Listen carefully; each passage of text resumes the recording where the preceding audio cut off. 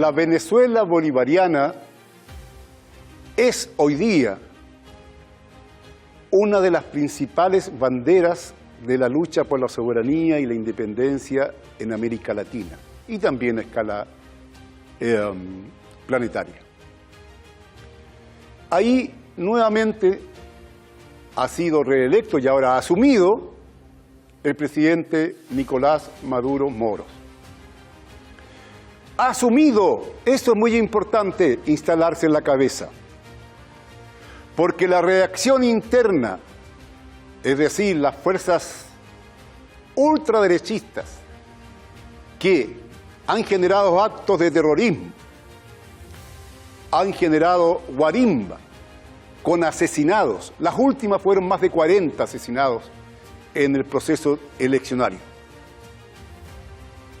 Más todo lo que significa una acción concertada de carácter internacional de todas las fuerzas reaccionarias de Europa y de América Latina. Los medios de prensa hegemónicos también metidos ahí.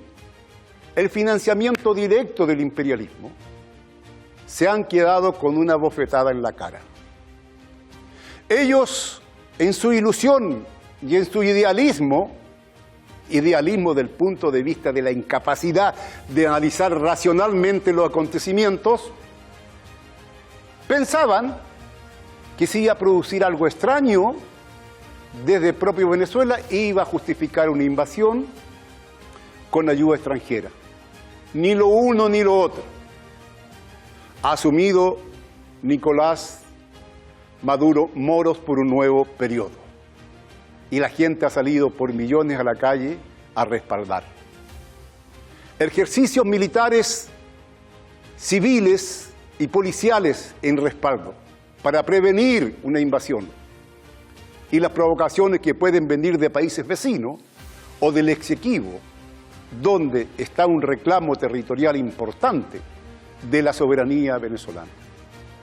Venezuela responde a la agresión extranjera con movilización interna y con apoyo a los movimientos sociales que se desarrollan en el mundo, creando incluso una internacional antifascista, que no solamente va en apoyo de la propia Venezuela, sino que va en impulso de la idea y del combate antifascista a escala internacional.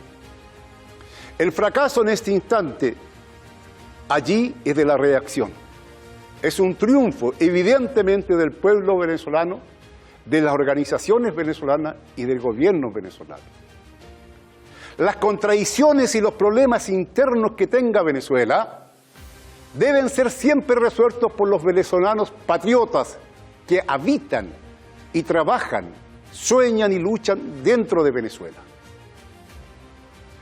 Es por eso que la agresión extranjera ha fracasado. Por el momento, habrán intentonas nuevas, sin duda. Nada se queda quieto como una fotografía de una vez y para siempre. Todo está en movimiento. Pero es claro que el imperialismo ha sido una vez más abofeteado. ¿Cuál es el destino de nuestros pueblos? Está nuestro destino ligado evidentemente a la causa del pueblo bolivariano. Es por eso la necesidad de la solidaridad continental y mundial con este gobierno que hoy día se ha visto nuevamente fortalecido por la asunción nueva en derecho, de acuerdo a la legislación y a la Constitución venezolana, del presidente Nicolás Maduro Moros. Esto es Negro y Blanco por Hispan TV.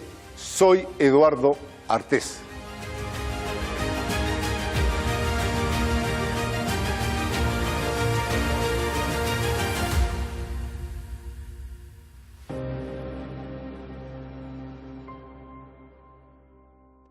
En medio de un ambiente muy confuso, crispado, lleno de contradicciones, muchas veces artificiales e interesadas, más en el ambiente internacional que en la propia Venezuela, el presidente Nicolás Maduro Moro asumió por un nuevo periodo. para tratar en profundidad en qué momento asume hoy día, qué momento es este, ¿no?, en que asume Nicolás Maduro, las contradicciones internas, externas, los desafíos del nuevo periodo. Estamos con una invitada que es chilena-venezolana. Ella es Taroa Zúñiga Silva, es ex directora general de políticas públicas del Ministerio de Cultura de Venezuela. Es responsable de medios en español Low Trover, Mida. Bienvenida a Negro y Blanco por Hispan TV, Taroa. Muchas gracias. Taroa, este momento actual, ¿cuáles son los desafíos internos primero que tiene planteado el presidente Maduro? Y luego iremos, digamos, a todo lo que es externo.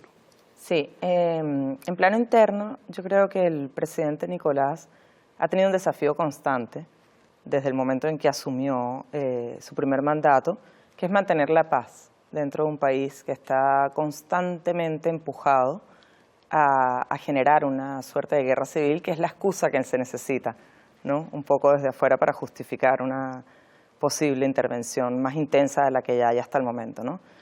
Creo que ese es como uno de los principales desafíos, insisto, constantes de los gobiernos de Nicolás Maduro, que es mantener la paz interna del país.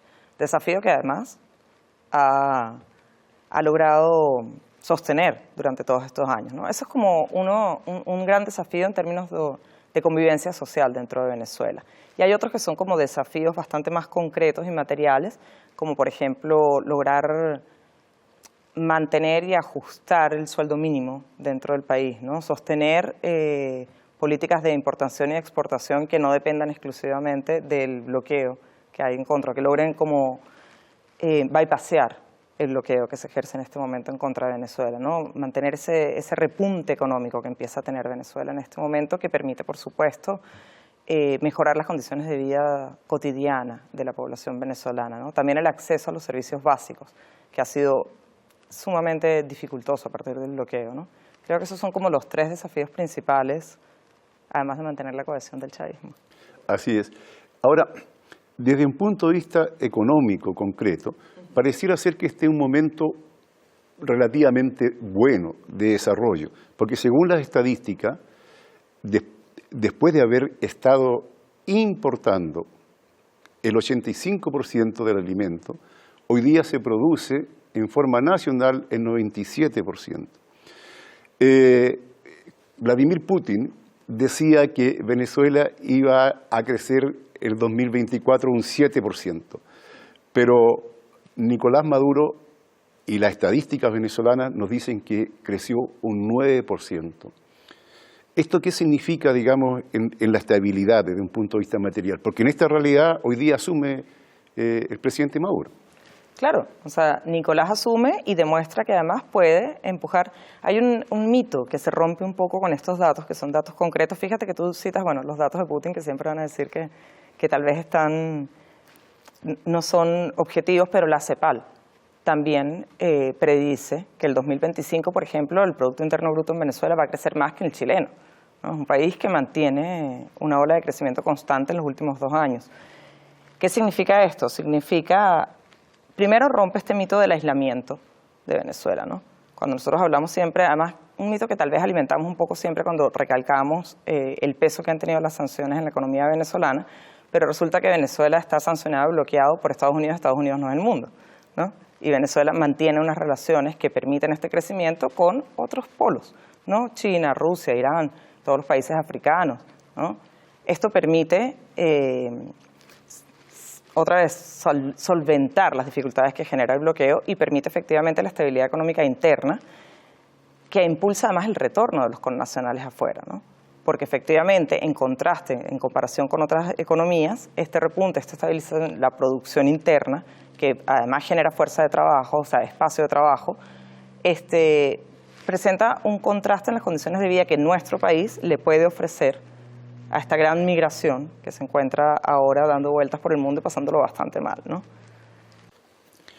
la oposición venezolana de ultraderecha en el extranjero hizo un gran ruido, inclusive en las redes, en todos lados, planteaban constantemente la necesidad de una intervención militar.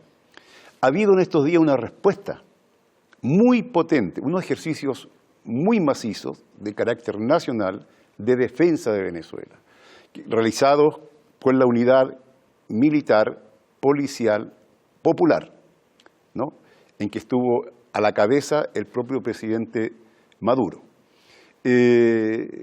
¿Cómo ves tú esa unidad militar, policial, popular movilizada en todo el país? Yo creo que son dos cosas lo que podemos analizar de esa situación, ¿no? Primero, la insistencia de la derecha venezolana lleva 20 años llamando a la intervención militar, ¿no? No es que lo llama ahora.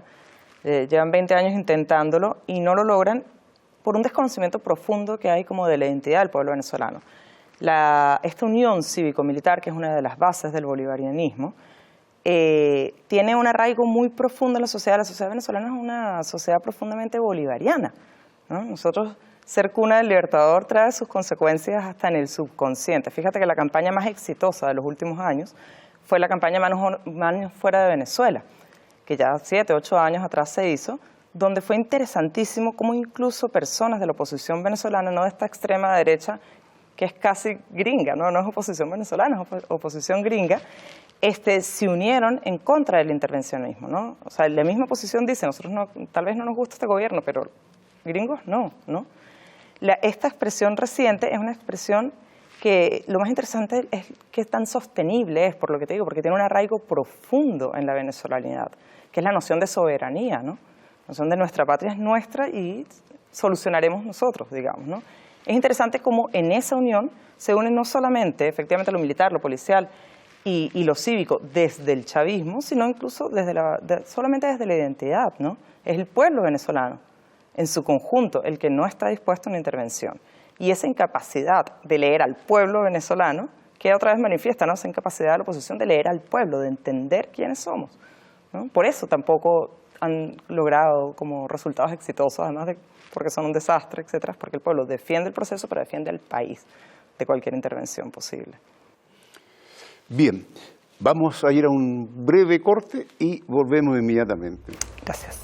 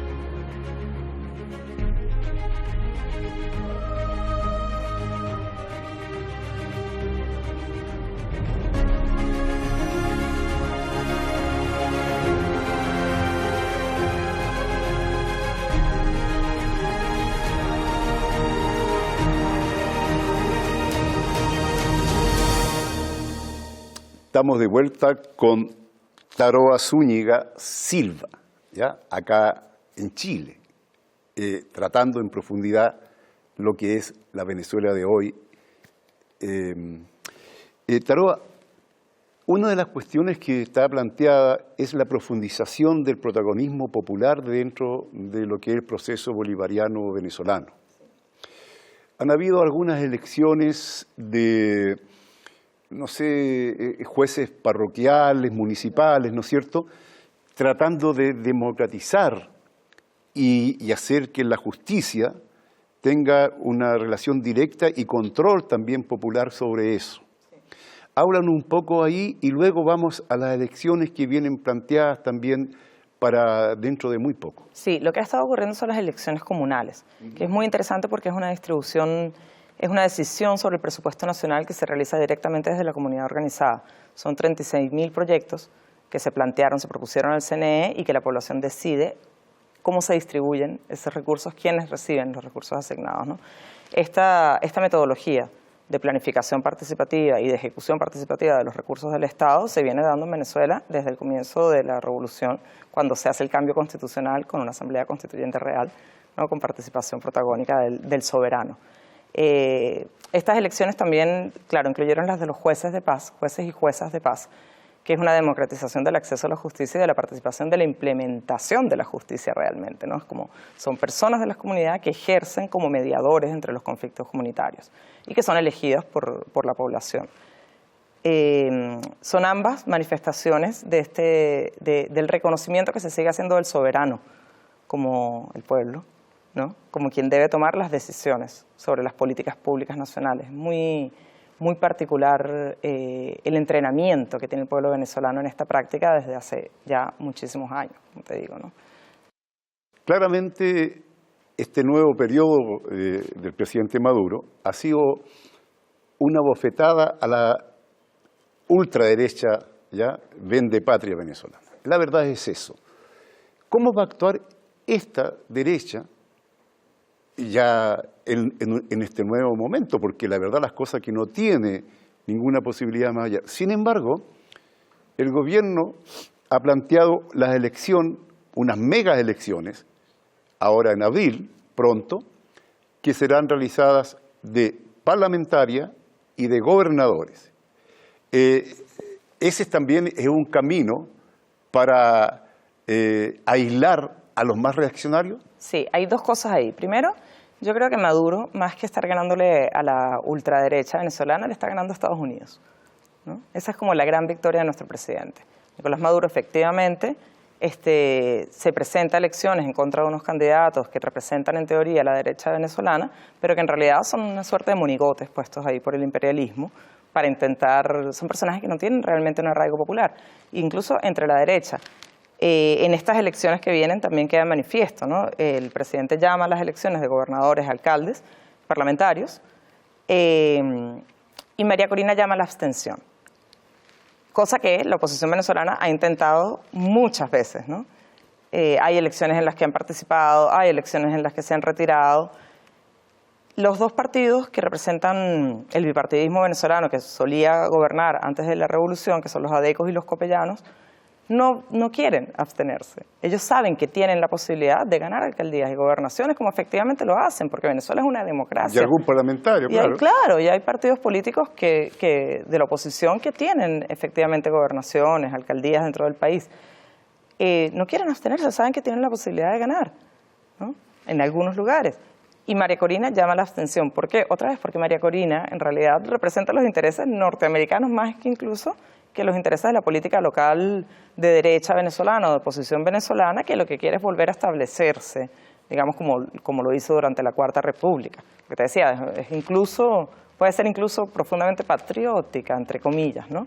Lo que quieren es mantener su poder dentro del país. María Corina, desconectada de esto, dice, nosotros no vamos a participar en estas elecciones, una estrategia que ya fracasó anteriormente y que dividió aún más a la oposición venezolana.